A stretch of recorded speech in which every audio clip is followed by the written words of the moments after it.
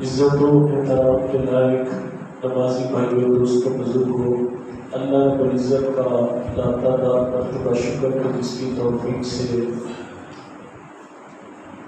خواب قرآن، درس قرآن اور تبلیغ قرآن کی بابرکت لمحات میں ہم سب حاضر ہیں۔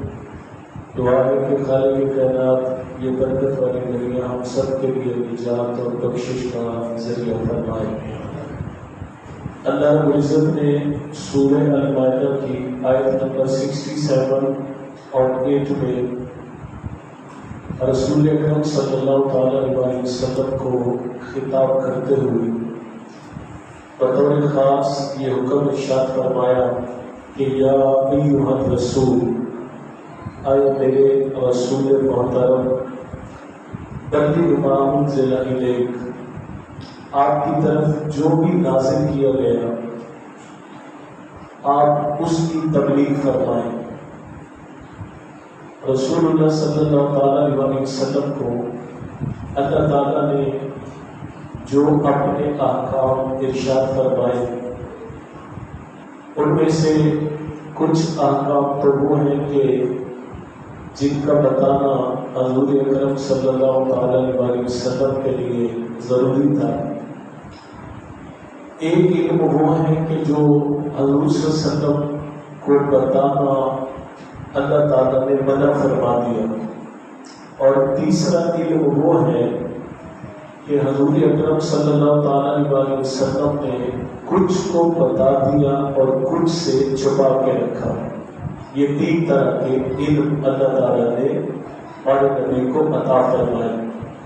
یہاں تک جس علم کی بات ہے وہ احکام کا علم ہے، یعنی اللہ تعالیٰ نے آپ کو احکام کے بارے میں کہ کیا حالات ہیں، کیا حرام ہے، کیا فرض ہے، کیا واجب ہے، کیا جائز ہے، کیا ناجائز ہے، یہ تبلیغ جو ہے آپ لوگوں تک پہنچا دیں۔ اور آپ جانتے ہیں کہ آقا کریم صلی اللہ علیہ وسلم نے اللہ کے اس حکم پر ایسے عمل کیا جیسے عمل کرنے کا حق ہے کہ جب آپ نے اسلام کی تبلیغ کا آغاز فرمایا، آپ کے اپنے خاندان کے لوگوں نے آپ کا بلیغات کیا، آپ کے اپنے خاندان کے لوگوں نے تبلیغ کے راستے میں روڑے لٹکائے، آپ کے اپنے رشتہ داروں نے سوشلی بائیکاٹ کر کے رسول اللہ صلی اللہ علیہ وسلم کو اس راستے سے ہٹانے کی کوشش کی، بڑی بڑی آفریں آپ کو کی گئی، بڑے بڑے انعامات نوازنے کے لیے آپ کو کہا گیا، لیکن آقا کریم صلی اللہ علیہ وسلم نے ہر آفت کو ٹھکرانے کے بعد، ہر سختی کا مقابلہ کرنے کے بعد میرے نبی نے اہل مکہ کو یہ کہا کہ اگر تم میرے دائیں ہاتھ پہ سورج اور بائیں ہاتھ پہ چاند بھی رکھ دو پھر بھی میں اللہ کے حکم کی تبلیغ کرتا رہوں گا۔ اور حضور اکرم صلی اللہ علیہ وسلم نے تبلیغ کے راستے میں آنے والی ہر تکلیف کا ڈٹ کر مقابلہ کیا۔ ہم نے تو ان تکلیفوں میں سے کسی تکلیف کا بھی سامنا نہیں کیا، اور ہمیں تو یوں سمجھے کہ بھائی جیسے کسی نے پلیٹ میں رکھ کے چیز دی ہو، ہمیں تو ویسے ملا اسلام۔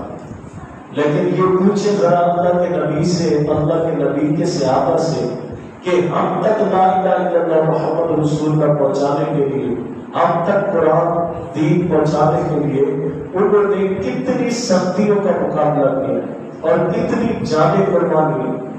مکہ کی دھرتی ہے، میرے پاک نبی اہل مکہ کو اللہ کا قرآن سناتے، اور اللہ کے قرآن کے بدلے میں جواب کیا ملتا ہے؟ معاذ اللہ کہ آپ جادوگر ہیں۔ کیا جواب ملتا ہے؟ کہ آپ نے نیا دین نکال دیا۔ کیا جواب ملتا ہے؟ کہ ہم آپ سے سوشل بائیکاٹ کر لیں گے۔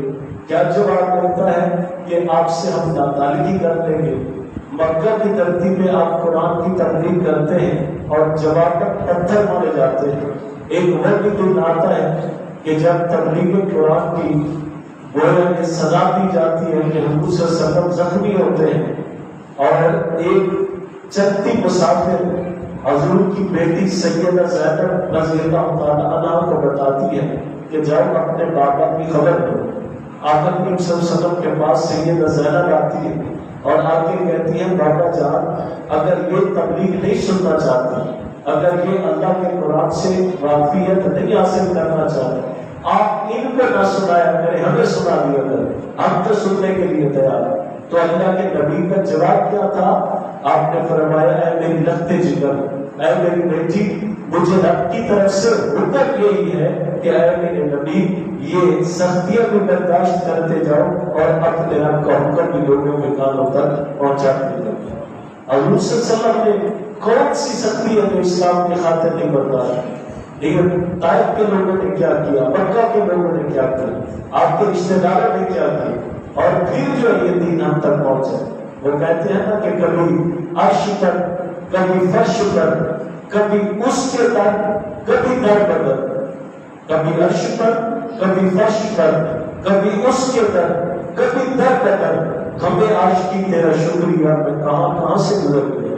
یہ دین ابو جہل کے دروازے پہ جاتا ہے تو کیا سلوک ہوتا ہے، ابو لہب کے دروازے پہ جاتا ہے تو کیا سلوک ہوتا ہے، عتبہ شیبہ کے پاس جاتا ہے تو کیا سلوک ہوتا ہے۔ اور حضور اکرم صلی اللہ علیہ وسلم یہ ساری سختیاں برداشت کرتے ہیں، لیکن آپ دین کے راستے سے پیچھے نہیں ہٹتے۔ اور پھر میدان بدر سے لے کر واقعہ کربلا تک آپ تاریخ اٹھا کے دیکھیں کہ سینکڑوں ہزاروں لاکھوں لوگ مطلب ہے اسلام میں محمد رسول اللہ کی خاطر اپنی جانوں کے نذرانے پیش کرتے گئے۔ اور آپ بدقسمتی جس دین کے لیے ہمارے نبی نے اتنی قربانی دی، صحابہ نے دی، آل رسول نے دی، اس دین کے لیے ہم کیا کر رہے ہیں؟ اس دین کو سیکھنے سمجھنے کے لیے، اس کی اشاعت کے لیے ہمارا کیا ہوگا؟ کیا ہم اس دین کو اپنے 4-5 فٹ کے گھر پہ بھی لاگو نہیں کر سکتے؟ کیا اس کو سیکھ سمجھ بھی نہیں سکتے؟ اگر کل قیامت کے دن میرے نبی نے اتنا کسی امتی سے پوچھ لیا کہ اے میرے امتی، تیرے تک قرآن پہنچانے کے لیے، تیرے تک دین پہنچانے کے لیے میں نے اپنا وہ پیارا نواسا قربان کرا دیا جس کو دیکھنے کے لیے اللہ کے فرشتے عرش سے زمین پر آتے تھے، تم نے اس دین کے لیے کیا کیا؟ تو کیا جواب دیا تھا؟ تو اس لیے دین صرف نماز روزہ حج زکات کا نام نہیں ہے، پورا نظام ہے، ایک پورا پیکیج ہے، پورا سسٹم ہے۔ اپنے آپ کو جو ہے سب سے پہلے تو اس کو سمجھنے کے راستے پہ لگا، اور سمجھنے کے بعد پھر اپنے اوپر اس کو امپلیمنٹ کرو، لاگو کرو۔ صرف زبانی کلامی باتیں اور یہ وہ اب زمانہ ختم ہو گیا، ٹھیک ہے؟ اس لیے اب اس کو دل سے قبول کر کے اپنے اوپر لاگو کرو۔ تو اللہ نے فرمایا اے رسول، جو آپ کو حکم نازل ہوا کہ آپ اس کو پہنچائیں۔ حضور صلی اللہ علیہ وسلم ایک دن صحابہ میں بیٹھے تھے، آقا کریم نے فرمایا کہ مجھے سورہ ہود نے پورا کر دیا، سورہ ہود نے پورا کر دیا۔ صحابہ کو یہ جملہ سمجھ نہیں آیا، وہ آقا کریم سے پوچھا یا رسول اللہ سورہ ہود نے پورا کر دیا؟ آقا کریم نے فرمایا ہاں، اس صورت میں اللہ کا حکم ہے کہ فَاسْتَقِمْ كَمَا أُمِرْتَ، اے میرے حبیب دین کے راستے پہ اپنے آپ کو ثابت قدم رکھو جیسے آپ کو حکم دیا گیا ہے، دائیں بائیں نہیں ہونا، سیدھا جو آپ کو راستہ دیا گیا اس پہ اسٹیٹ فارورڈ چلتے رہو اور اللہ کے دین کی تبلیغ کرتے رہو۔ اس تبلیغ پر سیدھا چلنے میں مجھے بڑا کرنا ہے۔ تو یقیناً یہ بہت بڑی ذمہ داری ہے، دین کا کام کرنا سینسیٹیو بھی ہے، اہم بھی ہے، قابل عزت، قابل اجر، قابل ثواب بھی ہے۔ لیکن بدقسمتی سے آج ہمارے معاشرے میں جس دین کی برکتیں آج سے کچھ عرصہ پہلے یہ تھی کہ ابھی ہاتھ نیچے نہیں آتے تھے تو اہل اسلام کے لیے اللہ دعاؤں کو قبول فرما لیتا تھا، برکتوں سے نوازتا تھا۔ آج وہ برکتیں، وہ رحمتیں، وہ اللہ کی رضا جو ہے ہماری شامل حال نہیں ہے۔ ہم نے اپنے آپ کو اس راستے پہ لوٹانا ہے جس راستے سے ہم نے اپنے آپ کو ہٹا لیا ہے۔ اور اللہ نے فرمایا وَإِن لَّمْ تَفْعَلْ فَمَا بَلَّغْتَ رِسَالَتَهُ، دیکھیے حکم دیکھیے، فرمایا کہ اے حبیب اگر آپ نے یہ تبلیغ کا کام نہ کیا، اگر آپ نے اللہ کے احکام میں سے کسی حکم کو نہ پہنچایا، فَمَا بَلَّغْتَ رِسَالَتَهُ، گویا آپ نے تبلیغ کا کام کیے۔ اور فرمایا وَاللَّهُ يَعْصِمُكَ مِنَ النَّاسِ، اے حبیب اس راستے پہ جو تکلیفیں آتی ہیں، پریشانیاں آتی ہیں، ان سے گھبراؤ نہیں۔ وَاللَّهُ يَعْصِمُكَ مِنَ النَّاسِ، اے حبیب آپ کو لوگوں کی دشمنیوں سے اللہ پاک نے بچانے کا اعلان کر رکھا ہے۔ ٹھیک ہے؟ یہ حضور صلی اللہ علیہ وسلم کے خلاف جتنے بحث کرے ہوئے آپ کو لوگ قتل کرنے تک گئے، آپ کو مارنے تک گئے، آپ کا پیچھا گیا گیا، لیکن فرمایا واللہ یعصمک من الناس، اے حبیب اللہ لوگوں سے آپ کی حفاظت کرے گا۔ تو جس چیز کی حفاظت اللہ اپنے ذمہ لے لے اس کو بلا دنیا کو کوئی طاقت کیا کر سکتی ہے۔ وہ جب حفاظت کرنے پہ آتا ہے تو وہ بکری کے جالے سے حفاظت کروا دیتا ہے، وہ حفاظت کرنے پہ آتا ہے تو وہ کبوتری کے انڈوں سے جو ہے وہ حفاظت کروا دیتا ہے، ٹھیک ہے۔ وہ میاں صاحب رحمہ فرماتے ہیں نا کہ ہر دم رہے وہ خیال میرے وچ تے میں ہور کوئی نہیں سجدا تے جس دینے کو رب آپ جگاوے، جس دینے کو رب آپ جگاوے وہ قد کسے تو بجدا۔ تو جس چیز کو اللہ خود روشن کرے، جس کی حفاظت اللہ خود کرے، فانوس بن کے جس کی حفاظت ہوا کرے، وہ شمع کیا مجھے جسے روشن خدا کرے۔ تو اللہ نے کہ اسلام کا چراغ جلانا تھا، چار عالم میں اس کی خوشبو کو بکھیرنا تھا، اس لیے اللہ نے فرمایا کہ آپ کی حفاظت جو ہے وہ میں نے اپنے ذمہ لے لی ہے۔ فرمایا ان اللہ لا یهدی القوم الکافرین، اللہ کافر قوم کو ہدایت نہیں دیتا۔ قل یا اہل الکتاب، یہ آیت ہمارے لیے، ہمارے ضمیر، ہمارے جذبات کو جھنجھوڑنے کے لیے کافی ہے۔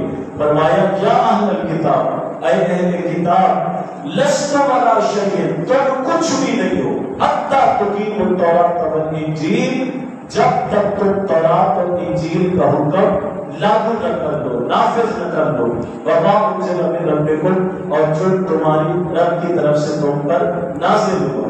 اب یہاں پر دیکھیں اہل کتاب کو یہ حکم ہے کہ جب تک تورات کو لاگو نہیں کر لیتے، جب تک انجیل کو لاگو نہیں کر لیتے، اس کا معاشرے میں امپلیمنٹیشن نہیں کر لیتے، نافذ نہیں کر لیتے، تو تم کچھ بھی نہیں۔ تو جب تورات اور انجیل والوں کو یہ کہا گیا ہے کہ جب تم اس کو لاگو نہیں کر سکتے تم کچھ نہیں، تو پھر اہل قرآن کے ساتھ کیا ہوگا؟ جو مسلمان ہیں ان کے لیے بھی یہ حکم ہے کہ یہ جو تمہارے پاس کتاب ہے اس کا حکم اپنے اوپر لاگو کرو۔ اگر تورات والے اس کا حکم لاگو نہیں کرتے تو اللہ فرماتا ہے تو کچھ بھی نہیں۔ تو اگر ہم قرآن کا حکم لاگو نہیں کریں گے تو پھر ہماری بھی اوقات کچھ نہیں، ہماری دعائیں دلی کی دلی رہ جائیں، ہماری امیدیں، ہماری خواہشیں رہ جائیں۔ تو اس لیے بحیثیت مسلمان اگر ہم چاہتے ہیں کہ ہم اللہ کی برکتوں اور رحمتوں کو اپنی زندگی کا، اپنے سسٹم کا، مزاج کا، معاشرے کا حصہ بنائیں تو اپنے آپ کو، اپنے آنے والی نسلوں کو، قوم کو اللہ کے قرآن کی طرف راغب کرنا ہوگا، اللہ کے قرآن کی طرف پلٹ کے آنا ہوگا، اللہ کے قرآن کو سمجھ کر، اس کو سیکھ کر، اس کے احکام کو جو ہے وہ عملی زندگی میں جو ہے لاگو کرنا ہوگا۔ اور یہ کوئی اتنا مشکل کام نہیں ہے، یعنی قرآن مجید کی 6666 آیات میں سے 500 آیات وہ ہیں کہ جو اللہ کے حکم پر پکڑی کہ یہ کرو اور یہ نہ کرو۔ باقی جو آیات ہیں وہ آخرت کے بارے میں ہے، قبر کے بارے میں ہے، تجارت کے بارے میں ہے، مرنے کے بعد کے معاملات کے بارے میں ہے۔ تو کم سے کم ہر بندہ مومن جو ہے اتنا بھی سیکھ لینا کہ مجھے میرے رب نے حکم کیا دیا ہے، میں نے کیا کرنا ہے اور کیا نہیں کرنا، تو یہ اس کے لیے بڑے احساس کی بات ہے۔ حضور اکرم صلی اللہ علیہ وسلم فرماتے ہیں کہ جو بندہ میری 40 حدیثیں سیکھ لے میں محمد کل قیامت کے دن اس کی سفارش کروں گا۔ تو اگر 40 حدیثیں سیکھنے والوں کی یہ شان ہے تو پھر اللہ کے قرآن کو سیکھنے اور سمجھنے والے کا کیا رتبہ ہوگا۔ اس لیے اس کو نہ صرف سننے سنانے تک محدود رکھا جائے بلکہ اس کو سیکھنے سکھانے اور لاگو کرنے کی طرف جو ہے عملی اقدام اٹھانے چاہیے۔ اللہ تعالیٰ ہماری یہ درس قرآن کی کاوش قبول منظور فرما کے اللہ اس کو فہم قرآن کا اور اس کی اشاعت کا ذریعہ فرمائے۔ واخر دعوانا اللهم صل على سيدنا ومولانا محمد وعلى آله وصحبه وسلم۔ اللهم ربنا آتنا في الدنيا حسنة وفي الآخرة حسنة يا حي يا قيوم برحمتك نستغيث لا تكلنا إلى أنفسنا طرفة عين واصلح لنا شرورنا كلها وعيوبنا رب يسر ولا تعسر وتمم بالخير وبك نستعين اللهم ربنا آتنا ما وعدتنا على رسلك ولا تخزنا يوم القيامة وصلى الله تعالى على خير خلق محمد